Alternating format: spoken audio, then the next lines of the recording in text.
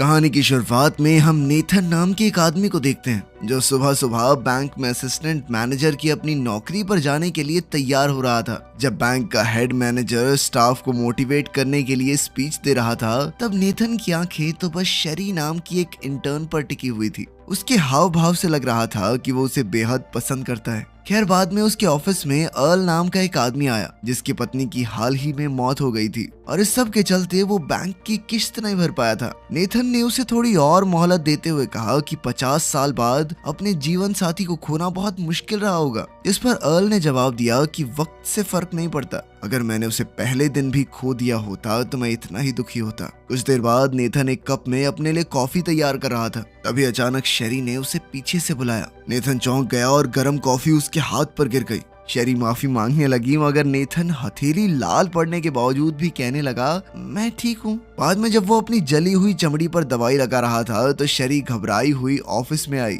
उसे डर था कि इस गलती के लिए उसे नौकरी से निकाल दिया जाएगा, लेकिन नेथन ने उसे भरोसा दिलाया कि ऐसा कुछ नहीं होगा और उसे तो माफी मांगने की भी जरूरत नहीं है। फिर शेरी अपनी गलती सुधारने के लिए नेथन को लंच पर चलने के लिए पूछती है, जिसके लिए नेथन ने पहले तो मना कर दिया, लेकिन थोड़ा सोचने के बाद वो राजी हो गया। लंच के दौरान शेरी ने उसे एक बहुत ही स्वाद केक का टुकड़ा चखने के लिए कहा, जिस पर नेथन ने मना करते हुए कहा कि वो कोई भी सख्त चीज नहीं खा सकता। क्या मतलब खा नहीं सकते? शेरी ने पूछा, जिस पर नेथन ने थोड़ा हिचकिचाते हुए जवाब दिया कि मुझे एक खास किस्म की बीमारी है, दर्द महसूस नहीं होता मुझे। अगर एक सख्त चीज खाते हुए उसकी जीभ दांतों के बीच में आ गई तो उसे नॉर्मल लोगों की तरह दर्द नहीं होगा और हो सकता है कि वो अपनी खुद की जीभ चबा जाए। इसीलिए उसकी डाइट में सिर्फ लिक्विड्स थे। इस पर शेरी कहने लगी कि ये तो सुपर पावर है, लेकिन फिर नेथन ने उसे समझाया कि इस बीमारी के साथ पैदा होने वाले लोग आमतौर पर 25 साल से ज्यादा नहीं जीते, क्योंकि उसे चाहे कितनी भी बड़ी चोट क्यों ना लग जाए उसे पता ही नहीं चलेगा और फिर वो अचानक से मर जाएगा। इतनी गर्म कॉफी हाथ पर गिरी, फिर भी मुझे दर्द कहाँ हुआ था। खैर, इस सब के बावजूद भी शेरी ने उसे केक खिला दिया कि इतना डर डर कर जीने का क्या फायदा है, और जिंदगी में पहली बार केक खाकर नेथन को बहुत मजा आया। खैर, काम पर वापस जाने से पहले शेरी ने उसे रात को दोबारा मिलने बुलाया, लेकिन अपने एक ऑनलाइन दोस्त के साथ कंप्यूटर पर गेम खेलते हुए नेथन ने कहा कि यार मैं नहीं जा रहा, इतना कोई इंटरेस्टिंग आदमी नहीं हूँ यार, मैं बोर हो जाएगी मुझसे। लेकिन फिर उसके ऑनलाइन फ्रेंड ने उससे कहा कि फालतू डरना छोड़ दे और भाभी से मिलके आ, समझा? कितने दिनों से बात कर रहा था उस लड़की के बारे में। खैर, एक बार में शेरी के साथ बातचीत के दौरान अचानक नेथन को किसी ने नोवाकेन कहकर बुलाया। ये उसके स्कूल का कोई लड़का था जो पास आकर कहने लगा, तू जिंदा है अब तक? मैंने सोचा था मर गया होगा। ये कहकर वो आदमी बेशर्मों की तरह हंसने लगा। उसके जाने के बाद नेथन ने शेरी को बताया कि स्कूल में बच्चे उसकी बीमारी का पता लगने के बाद उसे बिना बात पीटते थे, क्योंकि उसको दर्द तो होगा नहीं। ये आदमी भी उनमें से एक था। खैर, अचानक नेथन की घड़ी का अलार्म बजा, जिसका मतलब था कि नेथन को अब सुसु करने जाना है, क्योंकि अगर उसका ब्लैडर भर के फट भी जाएगा तो भी उसे पता नहीं चलेगा। खैर, जब नेथन वॉशरूम से वापस लौटा तो उसने शेरी को उस आदमी के साथ हंसते हुए देखा। ये देखकर नेथन का मुंह तर गया। शेरी कहने लगी कि तुम दोनों पुरानी बातें भुला दो, चलो एक एक शॉट लगाओ। लेकिन ड्रिंक पीते ही वो आदमी खांस खांस कर पागल हो गया। दरअसल यही शेरी का प्लान था और उस ग्लास में शराब नहीं बल्कि बहुत ज्यादा तीखी मिर्चों वाली सॉस का मिक्सचर था, जिससे नेथन को तो कुछ नहीं हुआ ऑब्वियसली, लेकिन उस आदमी की हालत खराब हो गई। इसके बाद वो दोनों नेथन के घर पहुंचे, जहां शेरी ने उसकी बाजू पर टैटू देखा, लेकिन ये टैटू तो उसके पूरे शरीर पर था। और गजब की बात तो ये थी कि नेथन ने ये पूरा टैटू खुद बनाया था। उस रात वो दोनों एक दूसरे के काफी करीब आ गए। अगले दिन जब नेथन उठा तो वो बहुत खुश था। उसने शेरी को याद करते हुए अपना खाना तक चबा कर खाया, और जैसे ही वो बैंक पहुंचकर शेरी से बात करने के लिए उसके करीब पहुंचा, अचानक बैंक में 3 आदमी सांता क्लॉज की यूनिफॉर्म पहनकर घुस गए। सबको लगा कि ये कोई मजाक है, लेकिन उनमें से एक ने बंदूक निकालकर छत की ओर गोलियां चला दी। सभी लोग अपनी जान बचाने के लिए जमीन पर लेट गए। उन गुंडों के लीडर ने मैनेजर को उठाया और जल्दी से तिजोरी खोलने को कहा, लेकिन मैनेजर कहने लगा कि देखो अलार्म बजा दिया गया है, 3 मिनट के अंदर पुलिस यहाँ आ जाएगी, चोरी छोड़ो, तुम भाग जाओ यहाँ से। इस बात पर वो चोर इतना खिंच गया कि उसने मैनेजर को पीट पीट कर अधमरा कर दिया, लेकिन इस दौरान उसके चेहरे से नकली दाढ़ी हट गई, जिसके चलते मैनेजर ने चोर का मुंह देख लिया था। अपनी पहचान छुपाए रखने के लिए उसने अपनी बंदूक से मैनेजर का भेजा उड़ा दिया। इसके बाद उसने असिस्टेंट मैनेजर यानी नेथन को उठाकर तिजोरी के सामने खड़ा कर दिया। अपने सामने हेड मैनेजर की लाश देखकर नेथन सुन्न पड़ गया। चोरों के लीडर ने उसके पेट में कई मुक्के मारे, लेकिन नेथन को कोई फर्क ही नहीं पड़ रहा था। शेरी से ये देखा नहीं गया और वो नेथन को बचाने के लिए बीच में आ गई, लेकिन लीडर ने उसे पकड़कर अब उसके कान पर बंदूक रख दी। शेरी को मुसीबत में देखकर नेथन तुरंत कोड बताने को राजी हो गया। कोड पता लगते ही चोर ने नेथन के सर पर बंदूक का बट मार के उसे बेहोश कर दिया। उन्होंने सारा कैश अपने बैग्स में भर लिया, लेकिन पुलिस समय से पहले वहां पहुंच गई, जिस वजह से वो लुटेरे शेरी को बंदूक की नोक पर अपने साथ ले गए और पुलिस वालों को हथियार नीचे करने को कहा। वो इतने बेरहम थे कि उन्होंने मौका मिलते ही पुलिस वालों पर भी गोलियां बरसा दी। खैर जल्द ही नेथन को होश आया और जैसे ही उसे एहसास हुआ कि शेरी की जान खतरे में है तो वो दौड़ता हुआ बाहर पहुंचा। वहां उसे एक पुलिस वाला घायल हालत में मिला। नेथन ने अपनी बेल्ट उसके पैर पर बांधकर खून को बहने से रोका, फिर पुलिस वाले की बंदूक उठाई और उसी की गाड़ी लेकर चोरों का पीछा करने लगा। चोरों ने जैसे ही देखा कि एक पुलिस की गाड़ी उनका पीछा कर रही है तो उन्होंने नेथन पर अंधाधुंध गोलियां बरसानी शुरू कर दी, पर वो रुका नहीं। खैर आखिर में उसे चकमा देने के लिए चोर अपनी दोनों गाड़ियां अलग अलग दिशाओं में ले गया। नेथन ने थोड़ा हिसाब लगाया और उनमें से एक का पीछा करने लगा। गाड़ी का पीछा करते हुए वो एक पतली गली में पहुंच गया। जल्द ही उसने बेन नाम के उस चोर के ऊपर बंदूक तान कर पूछा कि शेरी कहाँ है? देख भाई, मुझे पैसों से कुछ लेना देना नहीं है, लड़की कहाँ है बता दे, मैं चला जाऊंगा। लेकिन उस गुंडे ने हिसाब लगाया कि इस बैंक मैनेजर को बंदूक के बारे में क्या ही पता होगा। उसने मौका देखकर नेथन के ऊपर हमला बोल दिया, जिस दौरान बंदूक पास ही में मौजूद एक रेस्टोरेंट की किचन में जा गिरी। वो गुंडा बंदूक उठाने के लिए भागा, लेकिन नेथन भी उस पर झपटा। गुंडे ने उस पर कई गोलियां चलाई, लेकिन नेथन बच निकला। उसने गरम पैन उठाकर बंदूक पर दे मारा, जिससे वो खौलते हुए तेल में जा गिरी। उनकी इस लड़ाई के दौरान उस गुंडे ने नेथन को बहुत पीटा, पर वो हर बार वापस खड़ा हो जाता। इससे पहले कि बेन उसे खत्म कर पाता, नेथन ने खौलते हुए तेल से बंदूक निकाली और बेन की खोपड़ी उड़ा दी। एक इंसान को मारकर वो काफी डर गया था, लेकिन अभी पछतावे का समय नहीं था। उसे सिर्फ शेरी को बचाना था। उसने बेन का फोन अपने पास रख लिया और साथ ही उसकी बाजू पर बने टैटू की फोटो भी खींच ली। इसके बाद वो बेन की ही गाड़ी लेकर निकल पड़ा। उसने अपने ऑनलाइन गेमर दोस्त रॉस्को को उस टैटू की फोटो भेजकर कहा कि जल्दी से पता लगा भाई ये टैटू किसने बनाया है। जिस पर रॉस्को ने उसे याद दिलाया कि हम बस साथ में गेम खेलते हैं, पता है ना, असलियत में कभी मिले भी नहीं एक दूसरे से। लेकिन नेथन के मिन्नतें करने पर आखिर में वो मान ही गया। उधर पुलिस को लग रहा था कि नेथन भी जरूर इस चोरी में शामिल है, क्योंकि वो मौका मिलते ही चोरों के साथ भाग गया था। वहीं दूसरी तरफ नेथन अर्ल की हार्डवेयर शॉप में पहुंचा। अर्ल ने उसकी खस्ता हालत देखकर एम्बुलेंस बुलाने की बात कही, लेकिन नेथन ने कहा कि अभी टाइम नहीं है मेरे पास। उसने एक कटर उठाया और एक बड़ा सा कट लगा के आराम से अपने हाथ से गोली बाहर निकाल दी। अर्ल ये देखकर हैरान रह गया कि ये बंदा है क्या। आखिर में फेविक्विक लगा के उसने कट को वापस से जोड़ भी दिया और चोरों के चुराए हुए पैसों में से एक गड्डी अर्ल को दे दी, ताकि वो अपना लोन चुका सके। जैसे ही वो बाहर निकला, उसे रॉस्को का मैसेज आया, जिसमें टैटू की दुकान का एड्रेस था। वो जल्दी से उस दुकान की ओर निकल पड़ा। दूसरी तरफ पुलिस को बेन की लाश मिल गई थी और किचन में मौजूद शेफ ने उन्हें नेथन के बारे में बताया। अब तो पुलिस अपने हीरो को कोई मास्टरमाइंड क्रिमिनल समझ रही थी। इंस्पेक्टर ने फिर भी एक बार उसके फोन पर कॉल करने की सोची, जो कि नेथन ने उठा भी ली। इस बात से पुलिस वाले काफी चौंक गए कि अगर ये कोई क्रिमिनल है तो फोन अब तक इसने ऑन क्यों छोड़ा हुआ है। नेथन ने उन्हें समझाने की बहुत कोशिश की कि उसे पैसों से कोई मतलब नहीं है, वो तो बस शेरी को जल्द से जल्द उन गुंडों से बचाना चाहता है, और जिस लड़की ने उसकी बेरंग सी जिंदगी को मतलब दिया है वो उसे बचाने के लिए कुछ भी करेगा। लेकिन इस कॉल के दौरान पुलिस ने उसकी लोकेशन का पता लगा लिया। दूसरी तरफ बाकी के दो चोर अपने ठिकाने पर खड़े ये सोच रहे थे कि बेन अब तक वहां पहुंचा क्यों नहीं।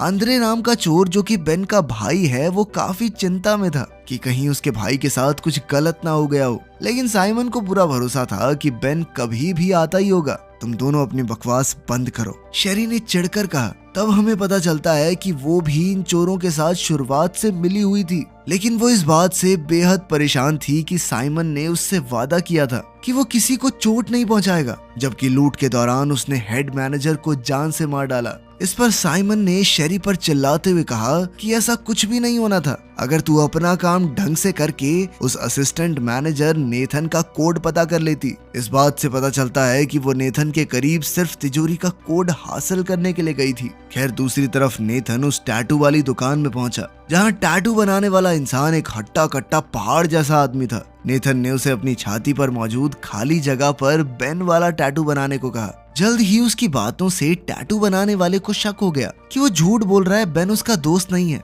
और उसने बातों बातों में एक चाकू उठा लिया, लेकिन नेथन पहले ही उस पर बंदूक ताने खड़ा था। इतने में टैटू आर्टिस्ट की बीवी ने बंदूक पर सरिये से हमला करके उसे दूर पटक दिया। अब नेथन और उस पहलवान के बीच जबरदस्त लड़ाई शुरू हो गई। नेथन के हमलों का तो उस पर कोई भी असर नहीं हो रहा था। आखिर में नेथन ने अपनी दर्द न होने वाली सुपर पावर का इस्तेमाल किया और अपनी मुट्ठी में कांच के टुकड़े लगाकर उसने उस पहलवान की आंखों पर हमला कर दिया। फिर उसे जान से मारने की धमकी देकर नेथन ने उससे बेन का पूरा नाम निकलवाया, जिसके बाद उसने थोड़ा जुगाड़ लगा के बेन के घर का पता लगा लिया और कहीं वो एड्रेस भूल ना जाए, इस चक्कर में नेथन ने एड्रेस का टैटू अपनी हथेली पर बना लिया। उधर चोरों के ठिकाने पर आंद्रे ने कहा कि वो अपने भाई के घर जाकर देखना चाहता है कि सब ठीक तो है ना। इसी घर में इस वक्त नेथन घुस चुका था। उसने जल्दी से छानबीन शुरू कर दी कि कुछ ऐसा मिल जाए जो उसे शरी तक पहुंचा दे। इस घर में एक से बढ़कर एक हिडन ट्रैप्स थे जो शायद किसी आम इंसान को तो मार ही देते, लेकिन अपना हीरो कोई आम आदमी नहीं है। तीर टांग के आर पार हो गया, लेकिन मजाल है भाई ने उफ तक की हो। अब वो हर एक कदम फूक फूक कर रख रहा था और जल्द ही उसे एक कार रिपेयर शॉप की यूनिफॉर्म मिली जहां बेन काम करता होगा। वो जल्दी से वहां जाने को तैयार हो गया, पर तभी अचानक उसका पैर एक फंदे में फंस गया और अब वो छत से उल्टा लटका हुआ था। उसने जल्दी से रॉस्को को फोन करके वहां आने को कहा, जिसके लिए रॉस्को ने सीधा मना कर दिया। लेकिन फिर नेथन कहने लगा कि पूरी जिंदगी उसका कोई दोस्त नहीं रहा। रॉस्को के लिए शायद वो एक ऑनलाइन फ्रेंड होगा जिसके साथ वो गेम खेलता है, लेकिन नेथन के लिए वो उसका इकलौता दोस्त है। ये इमोशनल स्पीच सुनकर रॉस्को भी उसकी मदद के लिए राजी हो गया। खैर जल्द ही बेन का भाई आंद्रे घर में दाखिल हुआ। वो अंदर घुसते ही समझ गया कि यहाँ कोई तो आया है। जल्द ही उसने हॉल में नोवाकेन भाई को उल्टे लटके हुए देखा। उसे देखते ही नेथन ने एक्टिंग शुरू कर दी। भैया मुझे छुड़वा दो, मैं तो गलत घर में आ गया, चोर हूँ, छोटा सा गलती हो गई मुझसे। लेकिन आंद्रे ने उसके हाथ पर लिखा हुआ एड्रेस पढ़ लिया और वो समझ गया कि नेथन झूठ बोल रहा है। तभी आंद्रे को साइमन का फोन आया, जिसने उसे बताया कि बेन को सूट बूट पहने किसी आदमी ने बेरहमी से मार दिया है। आंद्रे समझ गया कि इसी आदमी ने मेरे भाई को मारा है और वो नेथन को मारने से पहले उसे टॉर्चर करना चाहता था, जबकि नेथन को असलियत में दर्द होने की एक्टिंग करनी पड़ रही थी।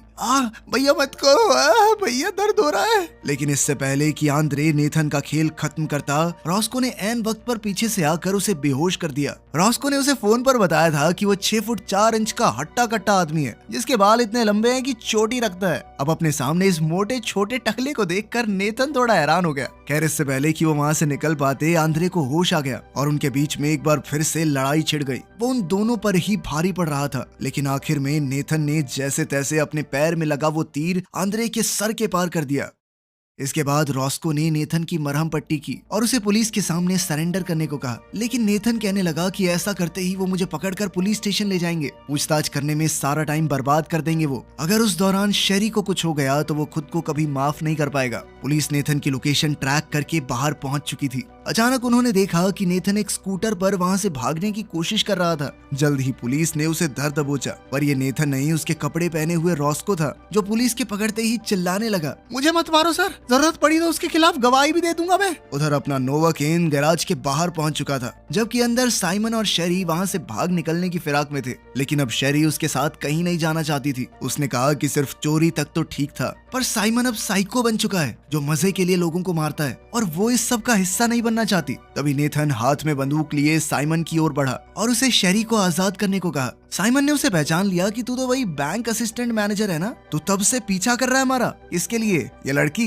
बहन है मेरी, शुरुआत से पागल बना रही थी तेरा। इस पर शेरी ने पीछे से कहा कि शुरुआत में सब प्लानिंग थी, पर उन्होंने जो लम्हे साथ बिताए हैं वो उसके लिए भी बहुत मायने रखते हैं। लेकिन इस धोखे ने नेथन को पूरी तरह हिला कर रख दिया था। मौका देखकर साइमन ने नेथन के हाथ से बंदूक छीन ली और उसे पीट पीट कर बेहोश कर दिया। इसके बाद वो नेथन को घसीट कर एक गाड़ी के नीचे ले आया। अब वो गाड़ी का पूरा वजन उस पर डालकर नेथन को कुचलने ही वाला था कि तभी शेरी बीच में आ गई और अपने भाई से कहा कि तुम चले जाओ ना यहाँ से, पैसे भी ले जाओ, मुझे कुछ नहीं चाहिए, बस इसे जिंदा छोड़ दो। साइमन नहीं माना और उसने शेरी के सर पर बंदूक तान दी। लेकिन इससे पहले वो कुछ करता, पुलिस ने पीछे से उस पर ही गोली चला दी। पुलिस वालों ने शेरी को हथकड़ी पहनाकर गिरफ्तार कर लिया और नेथन की भी जान बच गई। उसे स्ट्रेचर पर लेटाकर एम्बुलेंस में हॉस्पिटल ले जाने के लिए तैयार किया गया। पर तभी अचानक साइमन ने पुलिस वालों पर अंधाधुंध गोलियां चलानी शुरू कर दी। वो अपने रास्ते में आने वाले हर इंसान को मारने में लगा हुआ था, यहाँ तक कि एम्बुलेंस हाईजैक करने के लिए उसने ड्राइवर को भी मार डाला। लेकिन वो ये नहीं जानता था कि एम्बुलेंस के अंदर नेथन भी मौजूद है। शेरी नेथन को बचाने के लिए पुलिस की गाड़ी की चाबियां लेने अंदर गई,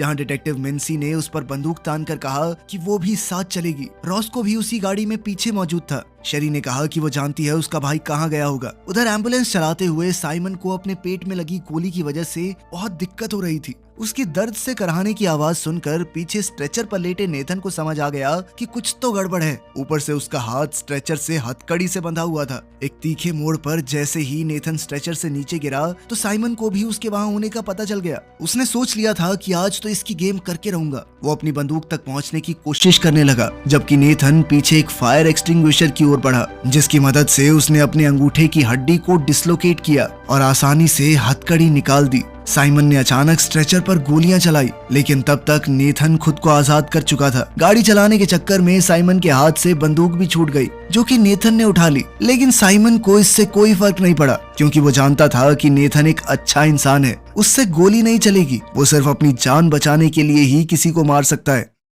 उधर शेरी ने बताया कि उनका प्लान एक बोट से भागने का था, तो उसका भाई वहीं जा रहा होगा। वहीं नेथन को एम्बुलेंस में शॉक देने वाली मशीन मिली। उसने इसे अपने शरीर पर लगाकर अपना हाथ नेथन के मुंह पर लगा दिया। अचानक करंट लगते ही साइमन से गाड़ी का कंट्रोल छूट गया और एम्बुलेंस पलट गई। अब वो गुस्से में नीचे उतरकर नेथन को बुरी तरह पीटने लगा। इतने में शेरी भी पुलिस की गाड़ी में वहां पहुंच गई। डिटेक्टिव मिन्सी ने उसे अपनी बंदूक देकर कहा कि चाहे वो तुम्हारा भाई है, पर उस दरिंदे को छोड़ना मत। मिन्सी को भी गोली लगी थी, तो शेरी ने रॉस्को से कहा कि वो उसे जल्दी से हॉस्पिटल ले जाए। उधर साइमन ने नेथन को मार मार के उसकी हालत बुरी कर दी थी। उसे दर्द भले ही ना हो रहा हो, पर अब उसके शरीर में खड़े होने तक की हिम्मत नहीं बची थी। इससे पहले कि साइमन उसे खत्म कर पाता, शेरी ने पीछे से उसकी छाती में गोली मारी, जिसके बाद साइमन जल्दी से भागा। वो मौका मिलते ही शेरी पर कूद पड़ा और बंदूक दूर फेंक दी। अब वो अपनी ही बहन को बुरी तरह पीटने लगा। नेथन को अपना दर्द भले ही न महसूस होता हो, पर वो शेरी को दर्द में नहीं देख सकता था। वो धीरे धीरे रेंगते हुए एम्बुलेंस से गिरे हुए एक मेडिकल बैग की तरफ बढ़ा